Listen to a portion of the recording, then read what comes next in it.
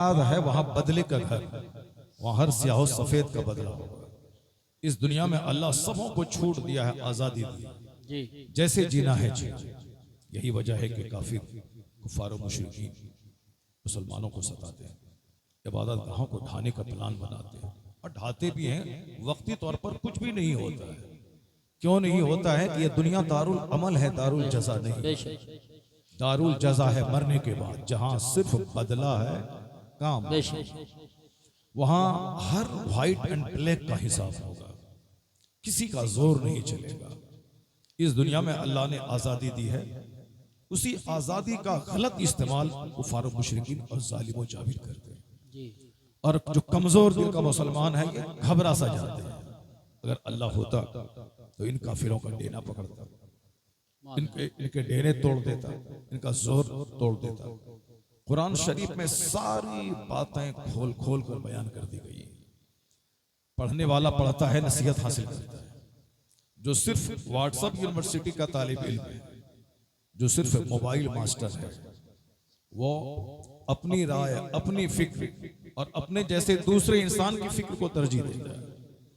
लेकिन जो कुरान करीम की तिलावत करता है, जो कुरान पढ़ता है, वो जानता है कि बंदा कमजोर है, यह इंसान कमजोर है।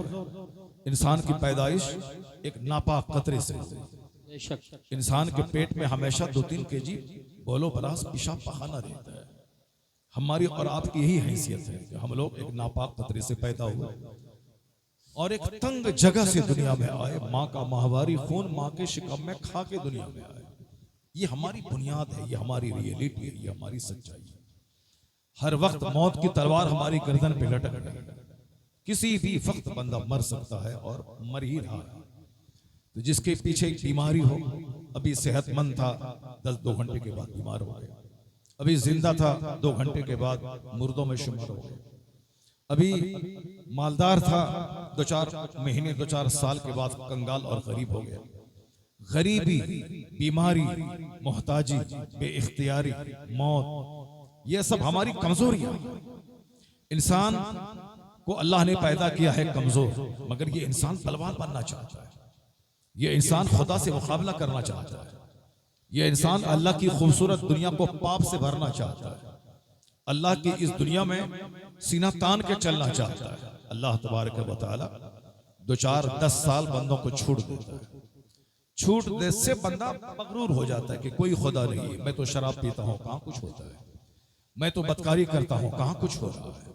मैं तो आंख मचोली कर रहा हूं, कहां कुछ हो रहा है। मैं तो सूद खा के प्रॉपर्टी बढ़ा रहा हूं, कहां कुछ होता है। बंदा 2-4-10-20 साल में धोखा खा जाता है।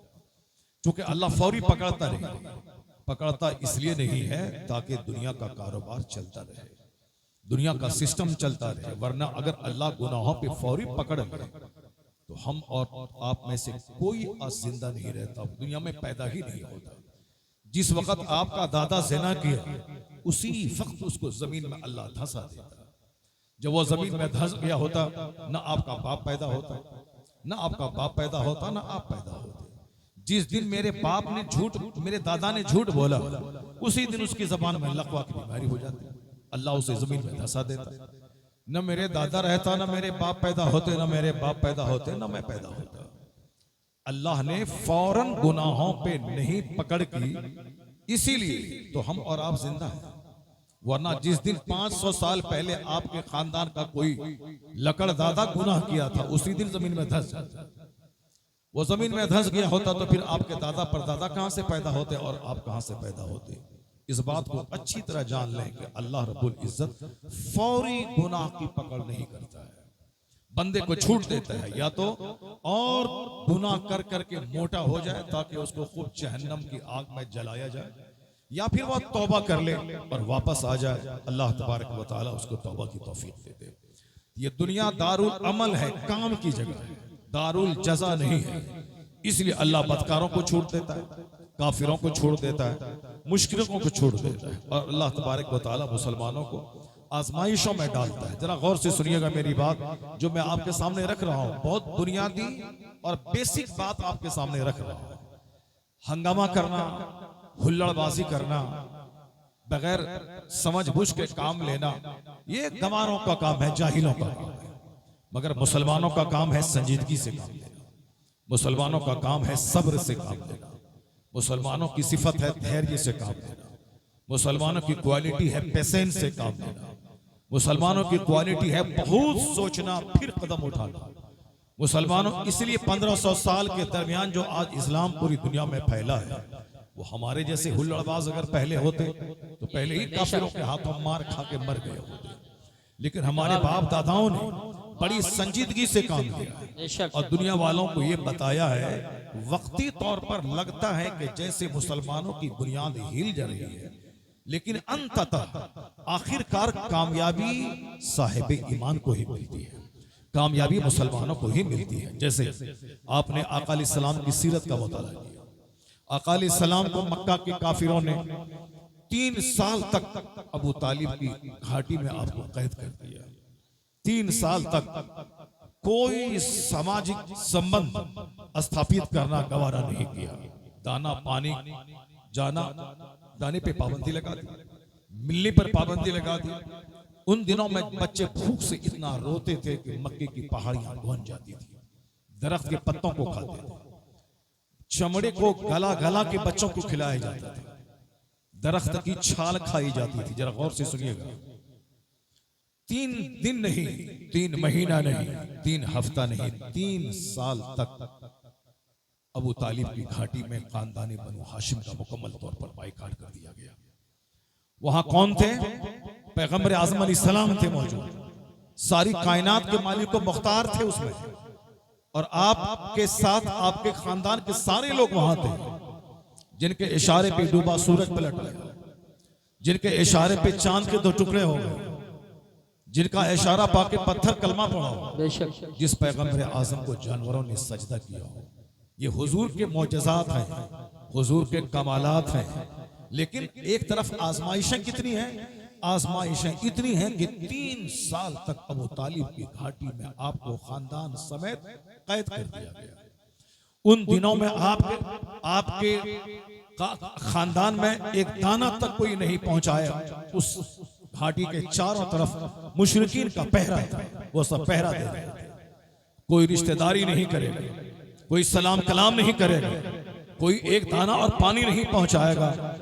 काफिर ने अपनी तकलीफ की इंतहा कर दी, हुजूर ने सब्र की इंतहा कर दी, हुजूर के खानदान वालों ने सब्र की इंतहा कर दी। फिर उसका अंजाम क्या हुआ? अंजाम यही हुआ कि आप उस घाटी से बाहर निकले। उसके बाद पूरे मक्के में जो इस्लाम तूफान और आंधी की तरफ फैलता चला गया। ऐसा हुआ कि जो लोग आपके दुश्मन थे वह सारे के सारे कलमा पढ़कर आका अलैहिस्सलाम के गुलाम हो गए, सब हुजूर की गुलामी में दाखिल हो गए। कामयाबी उन जुल्म करने वालों को नहीं मिली, सताने वालों के हिस्से में कामयाबी नहीं आई, भूखे रखने वालों के हिस्से में कामयाबी नहीं मिली। कामयाबी किनको मिली? सब्र करने वालों को मिली। कामयाबी उनको मिली जो खुदा की तकदीर पे राजी रहे। कामयाबी उनको मिली जिन्होंने वक्ती मुसीबत को आजमाइश समझकर खामोश रह के झेलते रहे। और ऐसी कामयाबी मिली कि आका अलैहिस्सलाम ऐसा लग रहा था कि सरकार के गले में चादर डाल के काफिर आपकी जान ले ले। लेकिन आज 1500 साल के बाद सारी दुनिया को मालूम है कि मोहम्मद अरबी अकेले थे। लेकिन आज 200 करोड़ लोग, 2 करोड़ नहीं, 200 करोड़ लोग ऐसे हैं जिसके नाम के साथ लफ्ज़ मोहम्मद जुड़ा हुआ है। ये मोहम्मदी फौज 200 करोड़ की तादाद में पूरी दुनिया में आज 1500 साल के बाद मौजूद है। यह इस बात की दलील है हुजूर के सब्र ने उसको जमीन से उठा के उस बुलंदी पे पहुंचा दिया कि फर्श वाले तेरी शौकत का उलू क्या जाने, खुसरवा अर्श पे उड़ता है फरेरा तेरा। क्या बात है, सुभान अल्लाह। लोग कहते थे कि इस्लाम की ईंट से ईंट बच जाएगी। लोग कहते थे कि मुस्तफा की बेटी को जख्मी कर दिया गया, मुस्तफा के नवासे को ज़बह कर दिया गया, मुस्तफा के खानदान वालों को तकलीफ दी गई, अब इस्लाम नहीं बचेगा। सहाबा कराम को शहीद कर दिया गया, अब इस्लाम नहीं बचेगा। लेकिन वह लोग सच्चाई का हाथ झंडा लेकर आगे बढ़ रहे थे। खजूर खाते थे मगर इस्लाम की तबलीग में कोई सुस्ती नहीं दिखाते थे, एक एक कपड़े में 50-50 पैबंद लगे होते थे। मगर इस्लाम की तबलीग का वो नशा था कि मदीना छोड़कर वह लोग कुस्तुनतुनिया चले गए। मदीना छोड़कर, मक्का छोड़कर मोहम्मद इब्ने कासिम जवानों की टीम के साथ सिंध हिंदुस्तान की सरजमीन पे आ गए। मक्के की बहारों को छोड़ दिया, मोटा छोटा पहनते थे, रूखा सूखा खाते थे। मगर इस्लाम की तबलीग का वो नशा था कि मक्का मदीना छोड़कर कोई स्पेन चले गए, कोई ईरान चले गए, कोई सिंध हिंदुस्तान आ गए। तो अल्लाह सिर्फ ये देखता है कि मेरा बंदा मेरे मजहब की तबलीग में कदम कितना बढ़ा रहा है, कितना हौसला रख रहा है। तुम एक कदम बढ़ाओ, खुदा की रहमतें 10 कदम तेरा इस्तेमाल करें। तुम खुदा की तरफ चलना शुरू करो, खुदा की रहमतें दौड़कर तेरा इस्तेमाल करेंगी। तुम मक्के के भूखे लोग स्पेन निकल गए, मदीने के भूखे लोग हिंदुस्तान की सिंध निकल गए। फिर क्या हुआ? पूरा हिंदुस्तान कई 100 साल के लिए अल्लाह ने इन मुसलमानों के हवाले कर दिया। यह लोग स्पेन निकल गए। स्पेन क्रिश्चियनों की जमीन, अल्लाह ने 1000 साल तक मुसलमानों को वह जमीन अता कर दी। ईरान जहां 1000 साल से मजूसों की आग सुलग रही थी, मगर अल्लाह ने के महबूब के गुलाम उमर फारूक आजम के जमाने में वह ईरान ऐसा फतह हुआ कि आज 1500 साल के बाद उस ईरान में बुत परस्ती नहीं हो रही, वहां कलमा पढ़ा जा रहा है। तो आज पूरी दुनिया में जो 200 से करोड़ जायद मुसलमान बस रहे हैं, लाखों मस्जिदें हैं, लाखों मदरसे हैं, ये हुल्लड़बाजों की मेहनत का नतीजा नहीं है, ये उन लोगों की मेहनतों का नतीजा है जो मुसीबतों पे सब्र करते, जो जौ की रोटी खाते थे, जो एक खजूर चूस के रह जाते थे, जो प्यासे रहते थे, अपने वतन से प्यार नहीं इस्लाम से प्यार करते थे, अपने बाल बच्चों से ज्यादा मुस्तफा से प्यार करते थे, अपनी सल्तनत से ज्यादा नबी से प्यार था, अपनी जान से ज्यादा नबी से प्यार था। उन लोगों ने जो मेहनतें की, जो कुर्बानियां दी, जो अपने बाल बच्चों को मैदान जिहाद में शहीद करवाया, उन्हीं कुर्बानियों का नतीजा है कि आज इस्लाम दबा नहीं बल्कि 1500 साल के बाद इस्लाम पूरी दुनिया में मुस्कुरा रहा है।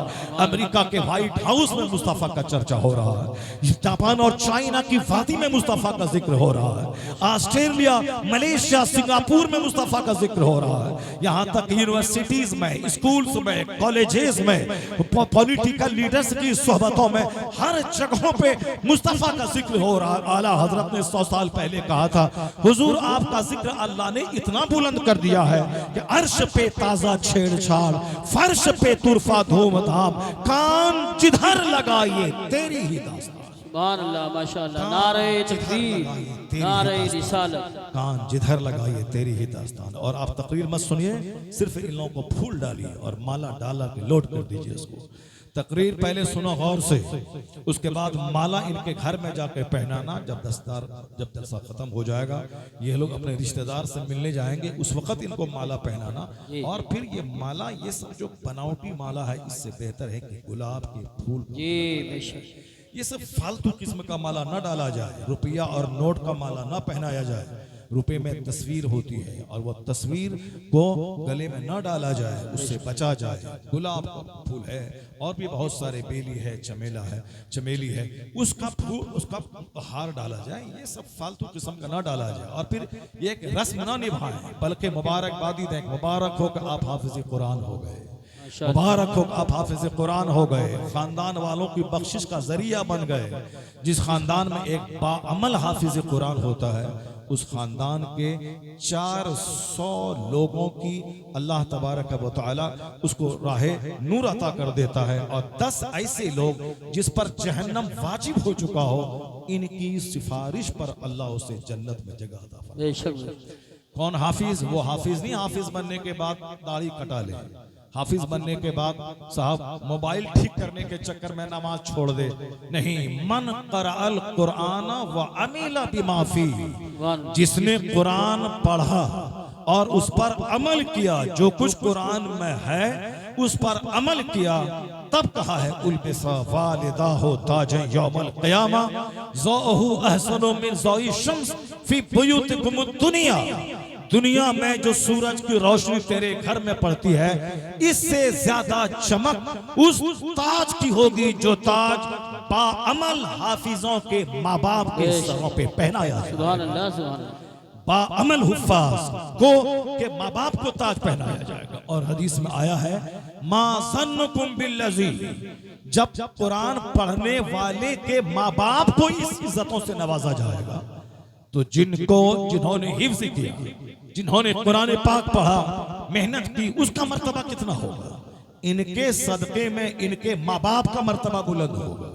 तो जब इनके सदक़े में माँ बाप का मर्तबा बुलंद होगा तो फिर इनका मर्तबा कितना। हजरात आप बैठे रहें, मोहम्मद अली फैजी साहब आ रहे हैं, आप बैठे रहें, मेरे भाई खड़े ना हो, वो आएंगे स्टेज पे, हम नारा लगा लेते हैं, नारे तकबीर, रास्ता बना दें, बीच में से रास्ता बना दें, नारे तकबीर, नारे रिसालत, नारे गौसियत, मसलके आला हजरत शायर हिंदुस्तान कारी मोहम्मद अली साहब क़िबला फैजी बराऊं शरीफ, कारी मोहम्मद अली साहब क़िबला फैजी बराऊं शरीफ, सादाते किराम, फैज़ान इबादी और से इबादी दूल्हा, उलमाए अहले सुन्नत, कारी मोहम्मद अली साहब क़िबला फैजी। देखिए मैंने हजरत ने क्या जुमला बोला, हुल्लड़बाजी